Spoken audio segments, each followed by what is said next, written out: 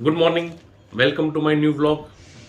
आज का टॉपिक अपना जो है बहुत इंटरेस्टिंग है। आप लास्ट तक वीडियो को देखिएगा और आपने फर्स्ट टाइम आए हैं तो लाइक कीजिए, शेयर कीजिए और मेरे चैनल को सब्सक्राइब कीजिए।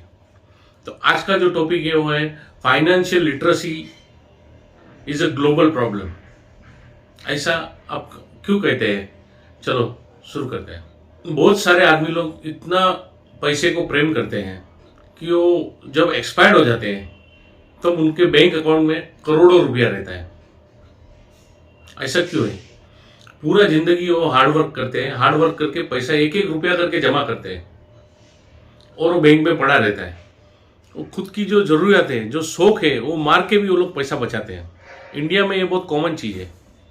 इंडियन बैंक्स में नियरली 19,000 करोड़ रुपीज बहुत कॉमन चीज़ है। ऐसा पड़ा हुआ है सबका सेविंग अकाउंट में कि जिसका कोई 10 साल से कोई विड्रॉ नहीं किया है और कोई उसका जो वारस रहता है वो वारस ने भी क्लेम नहीं किया है। तो ऐसा 19,000 करोड़ रुपया पड़ा है ऐसे ही बैंक में।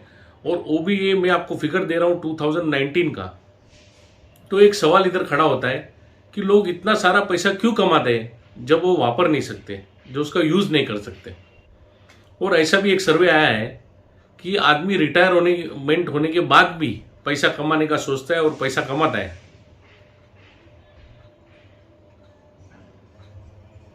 तो ऐसा क्यों करता है?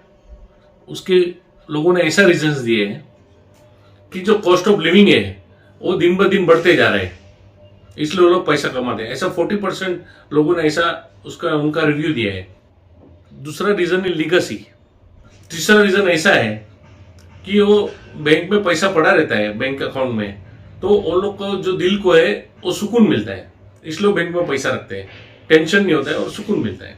और चौथा रीजन ऐसा मिला है कि लोगों को ऐसा डर रहता है कि उनके पास पैसा खत्म हो गया तो फिर वो क्या करेंगे। और 20% लोग तो ऐसे हैं कि उनको ऐसा डर है कि वो पैसा वो वापस डालेंगे तो फिर वो पैसा एक बार गया तो गया, फिर वापस आने वाला नहीं है। ऐसा डर के वो सेविंग करते हैं। और इंडिया का तो ये कल्चर ही रहा है, हिस्ट्री रहा है कि लोग इधर पैसा बचाते हैं और बाहर के लोग आके लूट के चले जाते हैं। लेकिन अभी तो सेंट्रल गवर्नमेंट ने मिलिट्री इतना पावरफुल कर दिया है कि ऐसा होने का चांसेस बहुत कम है। इंडिया में टोटल 75% ऑफ द पॉपुलेशन है वो अभी लिटरेट है, लेकिन उसमें से जो 24% पॉपुलेशन ऐसा है कि जिसको फाइनेंशियल लिटरेसी के बारे में पता है और फाइनेंशियली लिटरेट है और उनको मालूम है क्या सेविंग है, क्या इन्वेस्टमेंट है, क्या डेट में इन्वेस्टमेंट है, क्या बजट है, वो सब उनको मालूम है। बाकी लोगों को इसके बारे में मालूम ही नहीं है। 50% of the total population India में है, उसमें से 0 to 20% सेविंग टोटल इनकम का लोग करते हैं। और कोई लोग ऐसे हैं कि इतना सारा सेविंग करते हैं कि वो बैंक में ही पड़ा रहता है। जैसा मैं आपको बोला कि ये 19,000 करोड़ तक ऐसा बैंक में लाएंगे, ऐसे लोग भी हैं। अपने इधर लोगों का क्या है कि स्पेंडिंग कोई लोगों का इतना है कि ओवर स्पेंडिंग है और कोई लोग का सेविंग इतना है कि ओवर सेविंग है। तो वो लोग को डिसाइड नहीं कर सकते कि पैसे से क्या करना चाहिए। स्कूल में इंडिया में ऐसा सिखाते हैं कि कॉस्ट प्राइस क्या है, सेल प्राइस क्या है, प्रॉफिट क्या है और इंटरेस्ट कैलकुलेशन कैसा करने का, वो सब सिखाते हैं। लेकिन वो सब थियोरिटी पार्ट है, लेकिन उसका एप्लीकेशन कैसा करने का और उसका जो नॉलेज है, उसका डिसीजन कैसा लेने का, बजट क्या है, वो सब नहीं सिखाते। अपने इंडिया में जो फाइनेंशियली लिटरेसी रेट है वो महाराष्ट्र में 17% है, वेस्ट बंगाल में 21% है, छत्तीसगढ़ में 4% है, आसाम में 20% है, गुजरात में 33% है और कर्नाटक में 25% है। तो जो लिटरेसी रेट जो 75% है अपने इधर, लेकिन फाइनेंशियली लिटरेसी रेट बहुत ही कम है। जो डेवलप्ड कंट्री है जैसा यूएस है, उसमें 38% लोग तो उसका क्रेडिट कार्ड का लोन रहता है। 33% एडल्ट ऐसे है कि जो रिटायरमेंट के बारे में सोचते नहीं और $0 सेविंग है। तो ये जो फाइनेंशियल अवेयरनेस है वो बहुत ही कम है। इसलिए हम बोल सकते हैं कि financial literacy is a world problem. और लोगों के पास जब पैसा होता है तो सगे वाले को पूछते हैं, आजू बाजू वाले को पूछते हैं, फ्रेंड सर्कल में पूछते हैं कि उसका क्या करने का।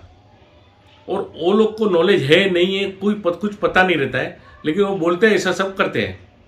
तो और कोई एक्सपर्ट के पास नहीं जाते हैं, फाइनेंशियल आप कंसल्टेंट बहुत हो गए, उनके पास जाके उनका सलाह लेके इन्वेस्ट नहीं करते हैं। तो ये भी एक बहुत बड़ा प्रॉब्लम है। फाइनेंशियल लिटरेसी के बारे में स्कूल में चालू करना चाहिए कि फाइनेंशियल लिटरेसी क्या है, इकोनॉमिक्स क्या है, लोन क्या है, इंटरेस्ट क्या है, इन्वेस्टमेंट क्या है और बजटिंग क्या है। ये सब स्कूलों में प्राइमरी में ही सिखाना चालू कर देना चाहिए।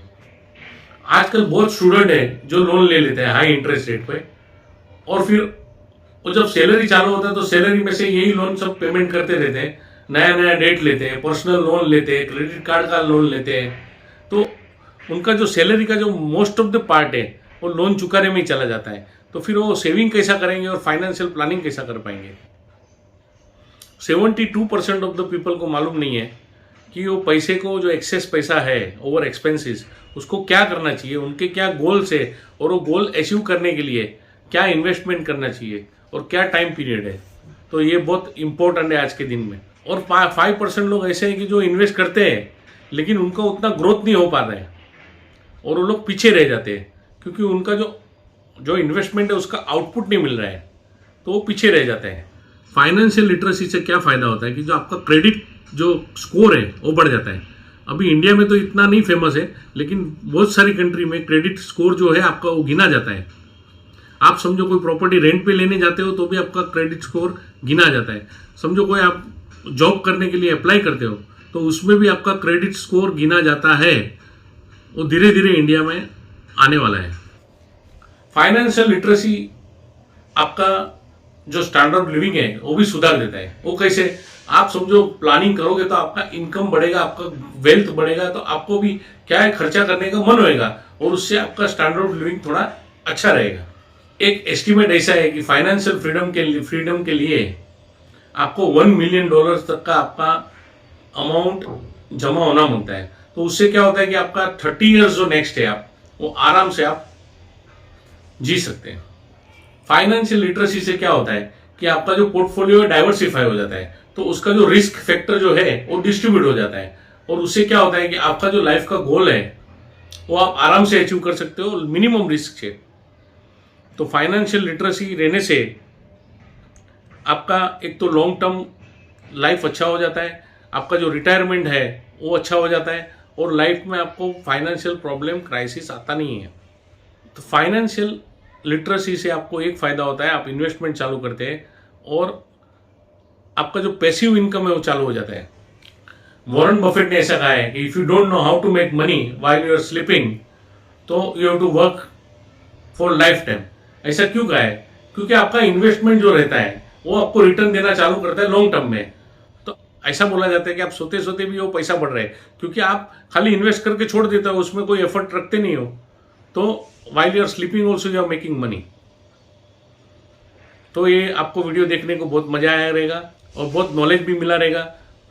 तो मैं आपको रिक्वेस्ट करता हूँ, आप जो नए हैं तो मेरे चैनल को सब्सक्राइब कीजिए, वीडियो को लाइक कीजिए। आपको बहुत ही अच्छा लगा हो तो आपको फ्रेंड और फैमिली में उसको शेयर कीजिए और बेल आइकन दबाएं। Thank you for watching.